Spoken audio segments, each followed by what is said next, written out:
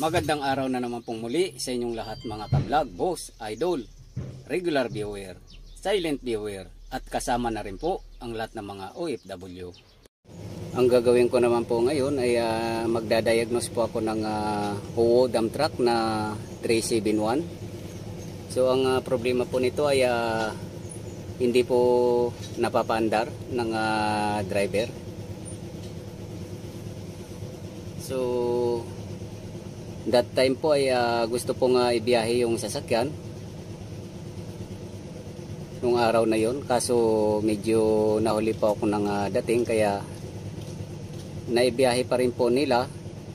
Kaya lang ang ginawa po ng umayos ng dump truck na to ay hindi po niya masyadong familiar yung trouble na to, dahil isa po siyang mechanic.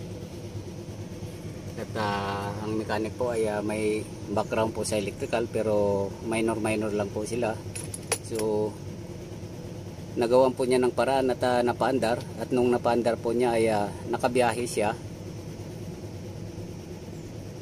At may isang problema pa po na kinukumplain nito, liban sa hindi siya napapaandar ay wala din pong reverse light, hindi po nagfunction. So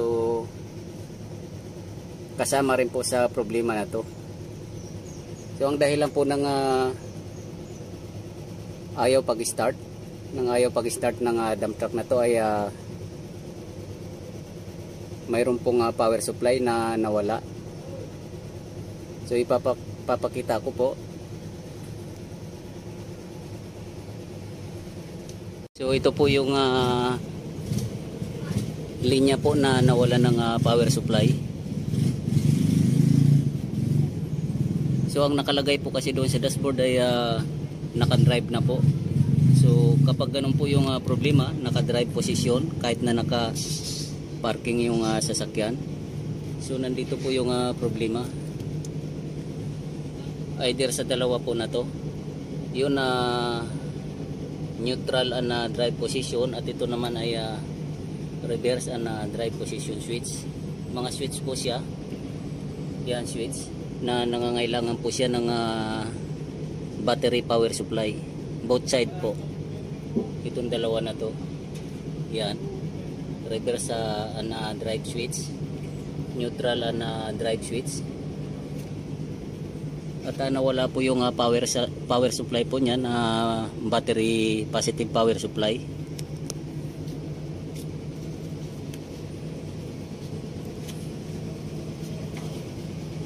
Dito po nanggaling. Yan.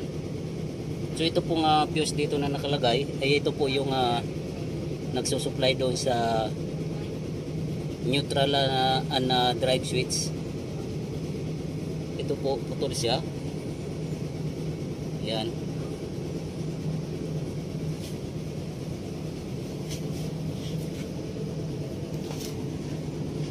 So tinanggal ko po. So kahit na ilagay po natin to, since putol po siya, so makikita po natin. Yan.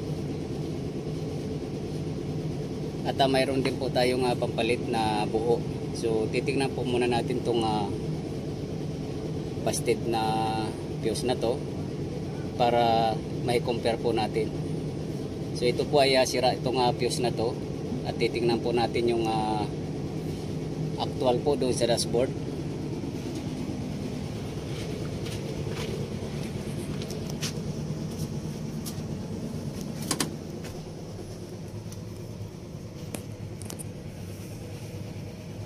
So ayan po, naka-drive position po siya. Kapag naka-drive position po ng ganyan, ay kahit na i-start po natin tong start position natin tong switch na to, ay hindi po natin mapapaandar. Yan, drive position siya. Ignition na start natin, wala po, hindi kaya paandarin. So ganun po ang nangyari nung time na mechanic po ang nakapag-respond din nito.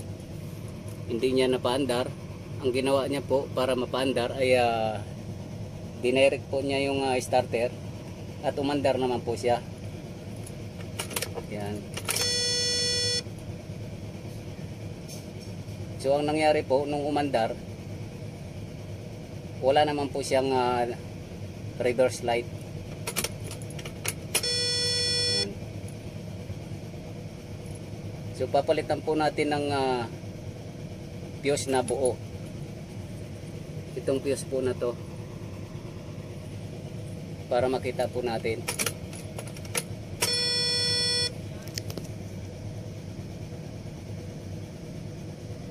So ito po siya.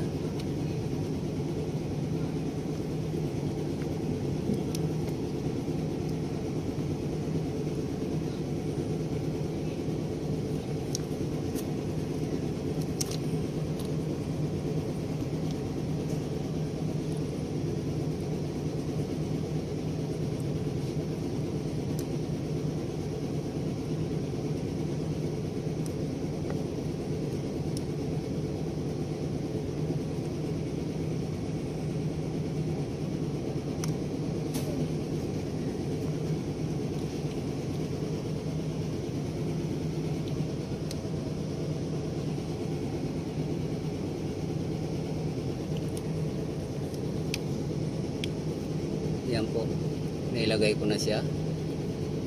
So titignan naman po natin ang actual dito.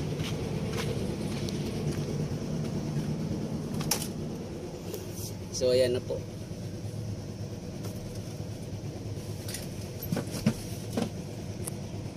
So ngayon po ay naka-neutral na po siya. At paanda rin po natin. Kapag nakaganyan po, naka-neutral siya, neutral position, at naka-steady parking po siya. Yan.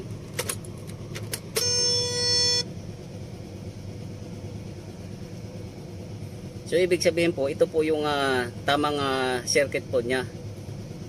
Yung wiring connection niya.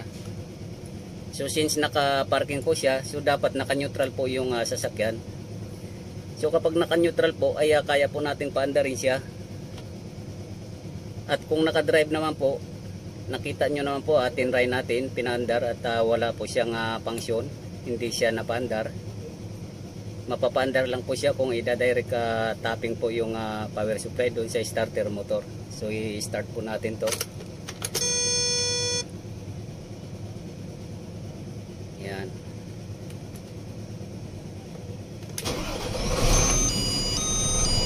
So ayan po yung pagkakaiba niya. So ibig sabihin po, yung problema na yon na hindi umi-start ay nanggaling po doon sa fuse na yon na nasira. So kapag nakita po natin na may drive position dito, POWO na 371, so nandoon po yung problema sa yung park na drive switch. Nawalan po siya ng power supply. At pag nawalan po ng power supply yung dalawang switch na yun, ay automatic pong mawawalan na rin po siya ng reverse.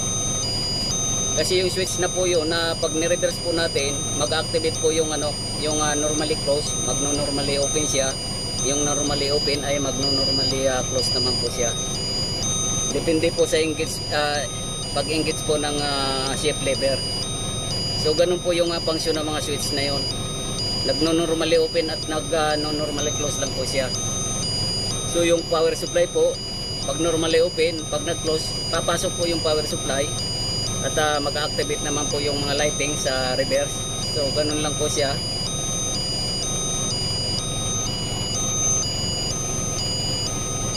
So sa ngayon po ay okay na po siya. Yung naging problema lang po ay fuse lang po ng switches na dalawa po. At itong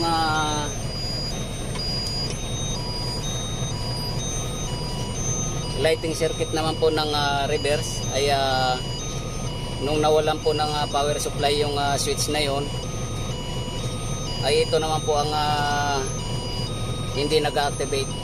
Kasama po siya sa hindi po nag-activate dahil po yung reverse switch na yon ay wala po siyang power supply. So hindi po siya nakakapag activate ng relay na to dahil wala po nga pumapasok na power supply doon. Hindi katulad po nito. So itatry po natin ano dito sa positive power. Itong nawawalang power supply na to ay gagana po siya. May magwawangwang po siya. Yan. Kung napapansin nyo po ay nagwawang yung ano, backhorn. So ito po siya. Yan. So ibig sabihin po, kaya po nawala ng backlight or backhorn dahil po nawalan po ng power supply po yung dalawang switch na yun. So sa ngayon po ay tatanggalin ko na po itong pinantesting ko na wire na to. Yan.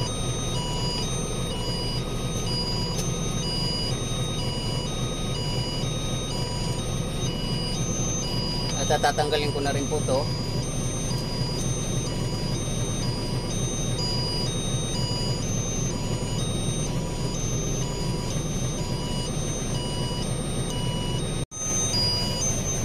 So okay na po yun dito at ibinalik ko na po siya. Titipang ko na lang po to dahil tinanggalan ko po ng electrical tape dahil sa pagdadiagnose ko na akala ko ay may problema din po dito. So yung problema po niya kaya nawala ng reverse light switch din dahil ay ng reverse light at saka backhorn dahil po dito sa power supply po ng neutral na reverse switch.